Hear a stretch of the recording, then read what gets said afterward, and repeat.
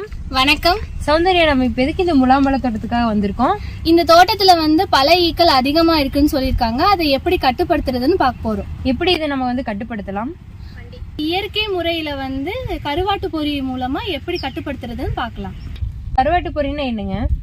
கருவாட்டு பொறிங்கிறது ஒரு இனக்கவர்ச்சி பொறி. அது பல ஈக்களை கவர்ந்து இழுத்து அந்த எண்ணிக்கைகளை கட்டுப்படுத்துது. கருவாட்டு பொறி எப்படி தயாரிக்கிறதுன்னு சொல்லுங்க. சரி, வாங்க பார்க்கலாம். இப்போ இந்த மாதிரி ஒரு பிளாஸ்டிக் பாட்டில் ஒன்று எடுத்துக்கோங்க.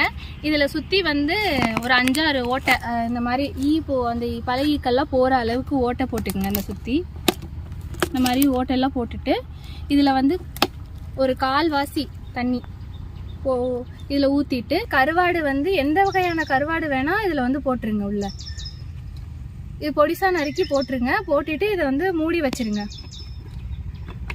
அவ்வளோதாங்க, இந்த கருவாட்டு பொடி ரெடி ஆயிடுச்சு. கருவாட்டு பொறி இப்ப எப்படி செடியில பொறுத்துனுங்க? தரையில படரக்கூடிய முலாம்பழம், கோசாப்பழம் அந்த மாதிரி கொடிகளுக்கு நம்ம தரையிலேயே வச்சிடலாங்க. பந்தல் கொடி வகைகளுக்கு பந்தல்லே இதை கட்டி வச்சிடலாங்க.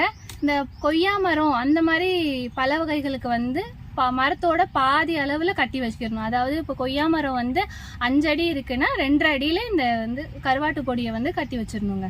இந்த கருவாட்டு பொரி ஒரு ஏக்கருக்கு எவ்வளோங்க வைக்கணும்? ஒரு ஏக்கருக்கு 10 to 15 வரையும் வைக்கலாங்க.